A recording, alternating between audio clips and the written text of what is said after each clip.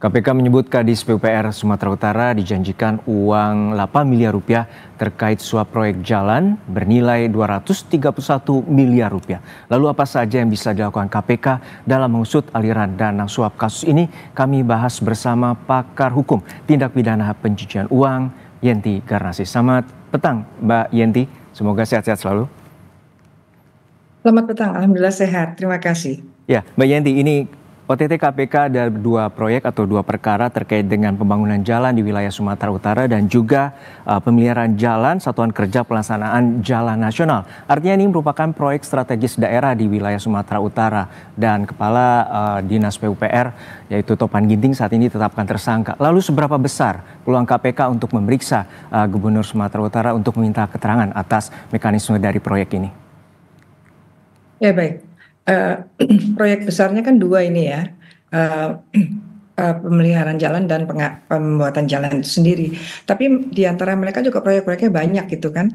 Nah semuanya kan masuk ke ini ya, masuk ke pengusaha ini ya, pengusaha yang katanya dekat juga kan, dan juga kemudian kepala dinas provinsi, PUPR provinsi.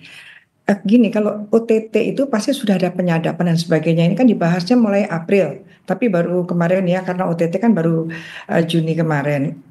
Nah sebetulnya seberapa penting menurut saya sih penting sekali ya namanya gubernur untuk diperiksa.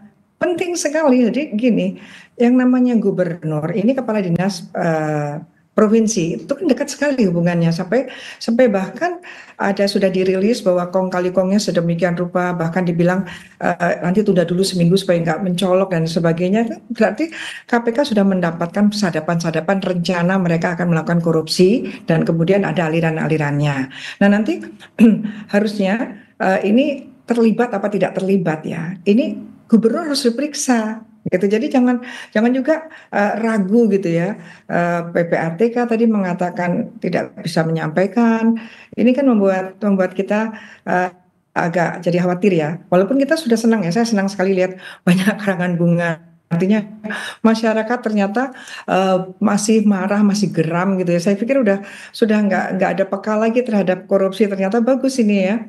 Paling tidak ini sudah ada sanksi moral, sanksi sosial bahwa begitu tersangka saja sudah ada papan bunga. Jadi kita seharusnya memang kepala daerah itu harus diperiksa berkaitan dengan ini kan sangat dekat karena kepala dinas PUPR provinsi dan ternyata dari hasil sadapan memang mereka sudah kong kali kong dari awal. Walaupun untuk e-katalog juga sudah diatur bagaimana supaya yang ini menang gitu kan.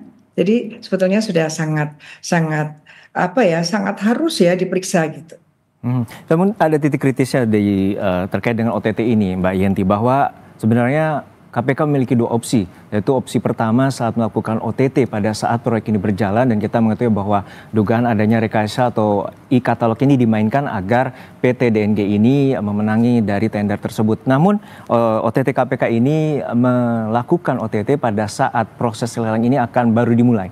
Artinya pada saat OTT bila saat proses lelang berjalan, fee itu tentu lebih besar, yakni sekitar 48 miliar kalau dari keterangan dari KPK. Lalu seperti apa? Apakah ini tindakan KPK ini sudah tepat? Ya, ini kan lebih dini gitu ya. Memang belum semua karena memang di dalam apa yang dibicarakan itu juga disampaikan bahwa nanti sambil berjalan karena proyeknya belum, nanti baru Juni Juli gitu ya, kan begitu. Tapi kan di situ ada yang dipidana itu yang menerima janji atau hadiah. Jadi janji pun sudah cukup gitu untuk ini. Nah, walau jumlahnya lebih kecil, Mbak Yenti, 8 miliar dibandingkan 48 miliar komitmen fee-nya. Baru 8 miliar ya, baru 8 miliar. Jadi kan gini, ini kan suap dari orang yang menginginkan dapat proyek, ya. Tapi orang-orang pejabat yang menerima gratifikasi atau menerima suap atau menerima janji ya, itu kan ada pasal 13 juga bahwa nanti dia akan menerima sesuatu, janji dan sebagainya yang mana dia tahu bahwa dia menerima janji dan suap, janji dan hadiah itu berkaitan dengan apa yang harus dan apa yang tidak boleh dilakukannya gitu. Jadi ini memang kalau dilihat uangnya kan belum ya, karena belum belum Hmm. semuanya ya. Tapi Hmm. kalau kita memang mau menyelamatkan dana, dananya itu sekarang di mana? Yang 230 miliar itu yang paling penting. Kalau kalau penyuapan kan dari si pemborongnya ini, ya kan? Hmm. Hmm. Baru awal. Nah, yang penting sekarang harus dicari dana yang dialokasikan untuk dua proyek besar itu, bahkan ada PJN-nya itu, eh, jalan nasional kan, proyek jalan nasional kan, program jalan nasional kan itu, ada PJN-nya dan sebagainya.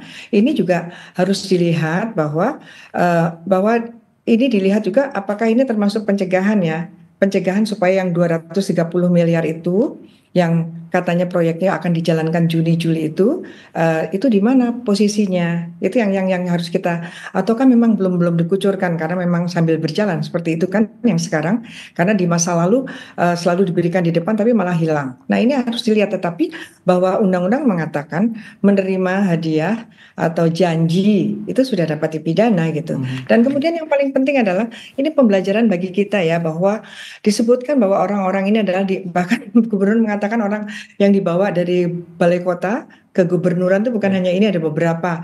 Ini kan ya contoh nggak bagus ya.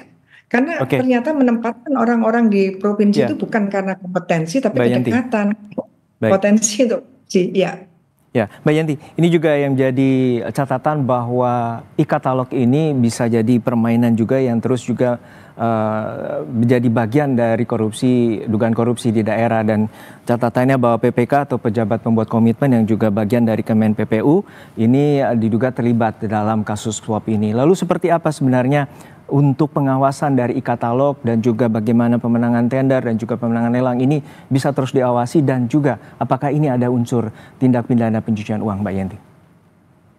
Iya, kalau yang e-katalog kan, pengaturan e-katalog kan sudah ya, tadi kan Hmm. dia sudah menerima berapa juta itu ya, sudah menerima ya, yang bersangkutan sudah menerima, karena dia HEL itu karena dia dianggap sudah berjasa mengatur untuk pemenangan melalui e-katalog tadi. Nah, di situ kan dia sudah ada uang yang mengalir, bahkan ada uang 8 miliar.